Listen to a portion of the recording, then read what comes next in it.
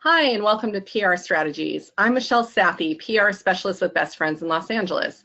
I'm excited to give you the strategies that will help you successfully develop or enhance your PR efforts. In this webinar, you're going to learn how to become a media resource and why that's so important. Let's get started.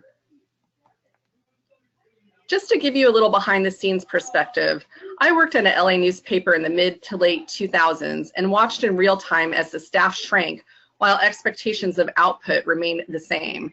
To this day, most journalists are stretched very thin and they are under a lot of pressure. That's where you come in. So what does it mean to be a resource? By definition, it's a source of supply or support. In PR speak, that means you are a reliable provider of story ideas, content, and subject experts. How do you become a resource?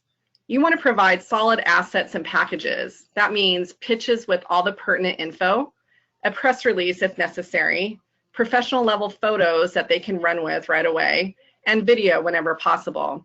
You'll want to communicate in the writer or producer's preferred method. Usually that starts with an email. You'll find a lot of media people really love Twitter, and you can reach them via private tweet. And lastly, a phone call. And you'll also be a resource when you coordinate interviews. You'll want to understand the media clock and do that by putting yourself in a journalist's shoes. There's a 24/7 news cycle and you are expected to continually produce under a deadline. Knowing that, make sure to respond as quickly as possible to any inquiries you get. Even if you don't have the information, still reply as fast as you can and give an ETA of when you will have that information for them. And you can also suggest another resource if you can't participate. I do this with our NKLA coalition members whenever I can't accommodate a request. It's all about helping the reporter out, and your consideration will be remembered with future inquiries. Here's a fun case study. I was at a pitching workshop in March of 2016. Our assignment was to reach out to a reporter we'd never contacted before and see who got the first response. I aimed high and chose Karen Brouillard at the Washington Post, who runs the animal welfare section. Please note the creative subject line.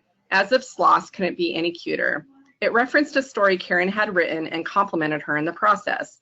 As my mom likes to say, a little flattery never hurts. She got back to me within 20 minutes, so I won the workshop contest and I was super excited. As I mentioned, I was thrilled that Karen wrote me back.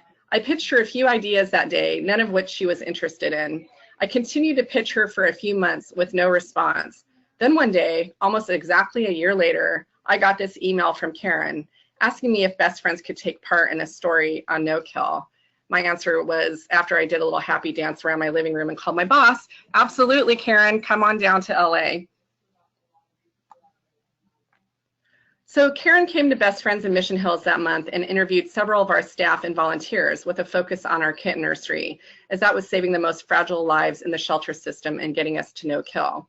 The story ran in June 2017, 15 months after my first outreach to Karen, but it was well worth it.